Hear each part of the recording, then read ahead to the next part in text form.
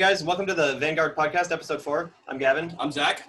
Today we talked to Eva Putzova, who is running for Congress in Arizona's 1st District, which includes the Navajo Nation and the Hopi Reservation. Yeah, her district has the highest indigenous population of any congressional district in the country, and she shares some of the unique struggles that are afflicting the reservations in her area. Eva's running against an incumbent Democrat, Tom O'Halloran, the co-chair of the Blue Dog Democrat Caucus, and we hope you dig this conversation as much as we did. Eva's great to chat with. Yeah, enjoy. Hello. Hi. Thank you so much for taking the time to chat with us. We're very excited to speak with you. Thank you for having me. Exciting. It seems like it's summer out there. Yeah, it feels like summer. It's about 95 out here, so it's a little toasty. Yeah, it's real hot. I imagine it's even hotter where you are.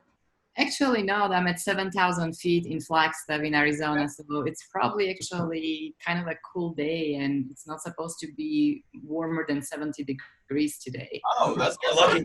Yeah. So perfect. Yeah. So could you start just by telling us a little bit about yourself, your platform, and why you're running for Congress in Arizona's 1st District? Absolutely. My name is Eva Putzova, as you can tell. I was not born here. I was born and grew up in Slovakia. I became a U.S. citizen in 2007, and the day after I became a U.S. citizen, I registered to vote, and I registered to vote as a Democrat, but not just Democrat with a capital D, but a really Democrat with a lowercase d. And what's missing today among our political elites in Congress is that lowercase d attitude and support for policies that benefit people. And in 2014, I ran for a local city council. I wanted to improve income inequality in Flagstaff, and my big agenda item was around living wage. And I delivered. I ran a local citizen initiative in Flagstaff, raising Flagstaff's minimum wage to $15.50, and also raising the sub-minimum tipped wage to $15.50 over several years. It was a big deal because Flagstaff, where I am in northern Arizona, is a college town. It is a tourist town. There's a lot of retail, service industry, restaurants, and people are making very little living in a very high-cost area. In 2019, in January, which was 17 months ago, I launched a campaign for Congress because, frankly, our sitting congressman is timid in his leadership, takes money from corporate interests, from private prison industry, arms industry, health insurance companies, banks, name it, and doesn't support the kind of popular, large-scale policy reforms that we need, including Medicare for all, the Green New Deal, a complete immigration overhaul. And just now, recently, he's been completely silent on the issue of police brutality. He issued one statement, but he has not signed up to co-sponsor HR 40 that would establish a commission to study and propose reparations. And he is nowhere to be found on Ayanna Pressley's resolution condemning this police brutality. So he is what we probably would call a corporate Democrat. He's actually barely a Democrat. He was a Republican until 2014. Then he was an independent for 2 years and switched parties really just to run in this district as a Democrat because this district tends to vote for Democrats. And I read that he's the co-chair of the Blue Dog Democrats in Congress. If that's correct. Yep. Which topics would you maybe identify with if you were to make it into Congress, and what kind of actions would you take as a member of the legislative body? Mm-hmm. Well, so I think of myself as a progressive, as a social democrat. We use all kinds of labels, but essentially, I believe that there is not a single human being in this country that should live in poverty, that should live in fear for their life, that should be discriminated against because of the color of their skin or because of the community they belong to, whether it's LGBTQ community or people who are without shelter on the street. All people in this country deserve to live in dignity. And there is no reason why we should have anybody homeless. There's no reason why working people should not be earning enough to have a decent life. And people who cannot work for all kinds of reasons, they still should be taken care of. So I think to me, that's what a good society looks like, when we look out for each other, when we think of our community as a collective, when we act in solidarity with others. And the second question was, what would I legislate, right? What would I be supporting in Congress? So in addition to these big bills, which Medicare for All is absolutely necessary, employment should not be tied to access to healthcare. Every single person should get healthcare, quality healthcare, and never worry about medical bills ruining their financial future or worrying about losing their home. So obviously I support a single payer system, because our current healthcare system is full of abuse, fraud, and inefficiency. And then the Green New Deal is super important to me, and especially in this district. I don't know if you know, guys, but this district is one of the largest districts in the country. 25% of this district is Native American. It's the largest, it has the largest Native American population. And you probably have heard that the Navajo Nation has been hit the hardest from all other communities when it comes to COVID-19 infection rates per capita. And that's not accidentally, that's actually by design of the policies that have been frankly racist policies toward indigenous people. We have 1/3 of people in the Navajo Nation don't have running water. 15,000 people don't have electricity. 75% of unelectrified America is on the Navajo Nation. That's because we have not invested in those infrastructures. So with the Green New Deal, we have a great opportunity to actually invest trillions of dollars. Frankly, that's what we need. We need trillions of dollars to invest in this country, put people to work, retool the economy so it works for people, and it transitions us into a green economy, and doing it in a just and equitable way. We absolutely can do that when this country committed itself, or Obama and now Trump administration committed this country to spend $1 trillion to modernize this country's nuclear arsenal. I think that money should be spent on the peaceful economy, on communities, like the Navajo Nation and other tribal communities. But then the other big thing is a complete immigration overhaul. And as an immigrant, I have obviously I'm especially close to that issue. You've recently talked about your upbringing in immigration as kind of reinforcing your opposition to the curfews that have been imposed by many mayors across the country, saying that you do not believe in tolerating autocratic regimes. Could you talk about the response from both the White House, but as well as the local mayors that are instituting these curfew laws when protesters are trying to peacefully congregate across the country? Yeah, so in Arizona, it was Governor Ducey who issued this order for curfew, which to me is, it's just an attempt to suppress a protest. That's it. There's no other reason. When we were, in those early stages of COVID-19, there were no curfews.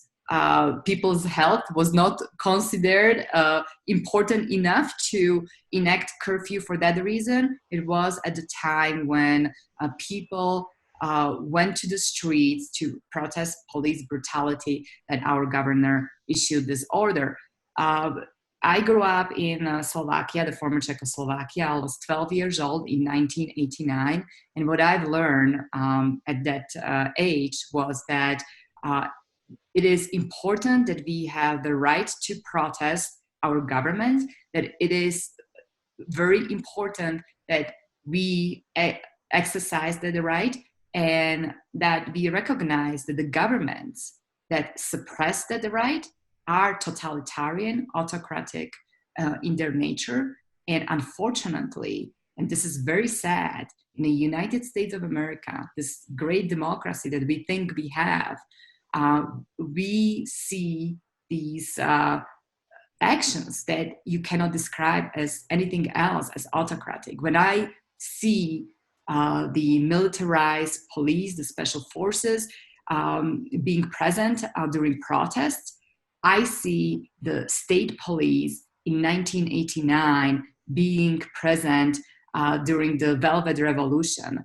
And what is sad is that the brutality I see from the American police against the protester is on scale and just intensity way greater than what, at least in those November days of 1989, people experienced in the former Eastern Bloc country in Czechoslovakia. And that hurts me. I think what's been most startling by that, at least to many people who are looking in, people who have experienced it firsthand or on the news, is the use of chemical warfare tactics against civilians and citizens of this country. Tear gas has been deployed in countless cities across the country, and it's banned. It's a banned warfare tactic internationally, and it's quite alarming and shocking to see the U.S. just leap to that as one of the first options when trying to stifle protests domestically. Could you talk about that? Yeah, so I think the one thing we saw the murder of George Floyd that kind of exploded this activity of protest around the country and around the world, and that was a sign of police brutality that we've been as a country experiencing on a perhaps daily basis. It just now in the recent years, because of the technology, because of the recording, because of the cell phones, we actually see and share, right? So that's incredibly disturbing. But the second level is when people now protest that, and what happens at the local level, and what states are doing against protesters. To me, that is the thing that we should be very worried about, and it's time that we Americans say we will not tolerate a country that is essentially if not on a path to totalitarian regime, it certainly exhibits all the tactics of totalitarian regimes. Having this heavily armed special forces with, using, as you said, tear gas, using rubber bullets, having live ammunition on them against their own people. That is incredibly disturbing, and we have to rise. I think this country has been waiting for a revolution because of the income inequality and because of all these issues. We just cannot allow our state governments to treat us. They are there to serve us. Yeah. And something else that brings to mind when it comes to the state oppressing its own people, there's no better place to start than with the indigenous population, as you spoke about. 25% of your own district, a large percentage of Arizona in general. I was really impressed by your indigenous policies on your website, and talking about how you were planning on consulting indigenous leaders to try to break down these barriers with these communities, and hopefully change our nation's policy to correct the continuous, largely unspoken injustice that's occurred within these communities. Can you speak a little bit more about your policies on the subject, and how growing up or being in Flagstaff, has kind of impacted your views on those subjects? So when I was on the city council, I've learned a lot about, how the government through its police force interacts with the Native community. And 52% of all arrests in Flagstaff are Native Americans. 12% of Flagstaff's population are Native Americans. And they are being arrested for things like consumption of alcohol, in public, kind of a minor transgressions. They are being, a lot of people from the reservation, from the Navajo Nation and from other tribal areas come to border towns for, they come to shop here, they come here for medical help. Oftentimes, people who have no place to stay, they end up being stranded on the street for a day or two. Maybe they were released from the hospital and they have nowhere to go. They end up being kind of, without shelter. They are harassed on the street. A man was, I think it was last year, or maybe it was in 2018, I can't remember exactly. He was riding bicycle on the Route 66 on what we call Foots Trail, which is a system of city trails. And he was stabbed by police officers. That escalated, and the person, this native person, was shot. There is no reason to stop people. Like, why do we tolerate police stopping people for no other reason than that person looks perhaps like has not showered for a few days, looks that has no shelter? It is very disturbing, and there is no question in my mind that racial profiling is a real thing. That's why we have these outcomes. When it comes to arrest, it is not the white people that drink in the bars that are being stopped and questions about where they're going, who they are. No, it is the native people. And that's what we have to really realize as a society, as a community, that that's not okay. I learned that local police departments get a lot of gear and equipment from the federal government. They get grants from federal government, and there is a role that federal government has. We have to force these local police forces to be transparent about their data. Right? They choose not to collect certain data, because the moment you start collecting data, you have to admit that, yes, we have a problem. And then we have to demilitarize police. There is no reason why our police has to be armed the way they are armed, right? So I think there are so many things, and the indigenous people in this country have experienced hundreds of years of discriminations, policies of genocide, really, then policies of displacement and assimilation. And they are still dealing with this trauma. Just one quick example, when we think about like going to a grocery store and buying things for our families, right? You just go and, down the street and there's some supermarket and you buy groceries. For people who live on the reservation, they have to travel unpaved roads, which of course causes more wear and tear on your vehicle. There are large distances that they have to travel to even access these shopping centers. There are only 13 grocery stores on the Navajo Nation. For the entire community of 180,000 people, they're scattered throughout the area, and they have to travel sometimes several hours to just get the basics. So the cost of just groceries for them is the highest in the nation.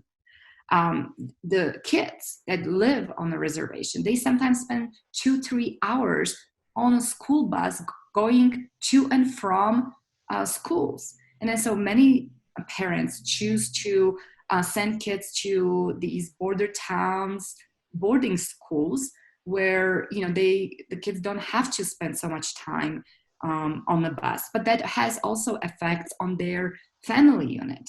You are taking away kids that are maybe 12 years old out of the social network where they learn how to, interact with adults, how they see the model of family. So there's so many things that are wrong that, again, we just have to correct and repair. And just like we need the reparations for the Black community, we need the reparations for the indigenous people. I think that one of the key kind of barriers between a lot of the kind of strides that we need to take to kind of reinvest in our own country domestically, and something that you've pointed out quite vocally, is the endless offensive wars that the United States has been conducting overseas for specifically the past 2 decades, but they're obviously far-reaching back in our history. From Bush to Obama to Trump, we've kind of seen this accelerate, right? How can we as a nation kind of deconstruct the war machine and start repurposing the trillions of dollars we're spending on destruction to rebuild our crumbling society in the ways that you've mentioned, and making sure that we don't leave behind the communities like the Navajo Nation, like our border town communities that have been typically neglected by our broad domestic policies? How do we make sure that they're receiving their share of the funds? So it is, the reason why we have this kind of war machine is because of corporate interests. This is all to benefit those companies that operate in the space of a war economy. And that's a problem. So we have to decouple our defense policy from our economic policy. We have to be willing to see our role in the world as a partner and not as somebody who's going to claim that we are supporting democracy and we want to spread the democracy, but what we're doing really is just fighting for our economic interests. And when I say our economic interests, not you or my economic interests, the economic interests of companies like Boeing or Raytheon and all those contractors, military contractors that have been making millions and millions, billions of dollars of this kind of situation. And we have to also realize and be frank that this is not a kind of policy direction of a Republican Party. This is a bipartisan foreign affairs policy that has not changed in a major way in decades, no matter who is in charge of the White House or Congress. And that's why I believe, we see now a new group, new cohort of candidates running for Congress who understand that we have to fundamentally change our economy. And these companies that are making billions of suffering of people around the world, they can be still making money, but on things like building high-speed rail to help people in this country to move easily using the transportation system that's not dependent on fossil fuel energy. And that can be a win-win situation for all of us. We were able to clearly retool the companies during the World War II. There's no reason why these companies that are producing missiles cannot be retooled to manufacture high-speed rail and components and everything else. We have a huge opportunity to in the area of renewable energy. There are, especially talking about the Navajo Nation, because of the vast geographic area, it's impractical and probably not even good to be thinking about connecting these homes to the giant electric grid. What we need is probably smaller community-based renewable energy systems. Few homes connected together to make the systems more economically efficient. And there are companies, organizations that are led by natives, like Native Renewables, that are ready to deploy solar systems on the Navajo Nation. So why not to invest in that and do something that's productive, that's good for the people, it's good for the planet, and we can start repairing some of these wrongs we have done to the indigenous community. You've also talked a little bit about uranium mining and the transportation of uranium ore, and your ultimate goal of reaffirming Flagstaff as a nuclear-free zone. Can you speak to us about those mining policies and how they impact Arizona? Yeah. So the Flagstaff and Amazon City Council, we passed the resolution when we oppose moving of uranium ore because we know it's not safe. But the bigger issue is we should really ban uranium mining, period. There is no safe way to extract uranium. There is no safe way to store the nuclear waste, and there's no safe way to transport it. And what we've seen is that these uranium mines that are left behind are really harming communities for decades and decades. People on the Navajo Nation who live near those abandoned uranium mines are suffering from cancer, from asthma, from all kinds of illnesses. We are seeing, kids, the water is being polluted, kids playing around areas where they get exposed to radiation. It's just not, uranium mining doesn't belong to any community. And just as we wouldn't support uranium mining in some suburban white area, we should not support uranium mining in areas where the indigenous people live. Definitely. One question that I really had for you was during the presidential election, specifically congressional races, between anywhere from 40 to 50% of the electorate in the district will stay home and not participate. And it's hard to ignore the fact that I just saw an Economist YouGov poll that had congressional approval at 16% among the general public. So only 16% of the people across the country approved of the job that Congress was doing. And it's easy to point fingers and blame the opposing party for bringing the approval numbers down. But as evidence suggests, voters from all backgrounds are sort of dissatisfied by the actions of Congress. Can you tell voters in your district why they should believe in your campaign and why you're bringing something different that is separate from the status quo? So you probably, it makes sense, a lot more people participate in general elections, right? It seems like, oh, now it's the team Democrats against teams Republicans. But the real change happens when people participate in primaries because they decide what flavor of Democrat or what flavor of Republican they are electing. Unfortunately, we do have a two-party system. I do not think that's the best system for a democratic society, but that's what we have. So there's different shades of Democrats within the Democratic Party, just as there are different shades of Republicans within the Republican Party. And so I do believe that when people realize that their the real choice is in the primaries, because then the district demographics really dictate for most part who is going to come ahead in the general election, right? There is no, if there is a district where our district has way more Democrats registered to vote than Republicans and even more than independents. So the district definitely leans Democratic. We've had a Democratic representative elected every single time since last redistricting, and by a larger percentage point. So the choice is really in the primaries.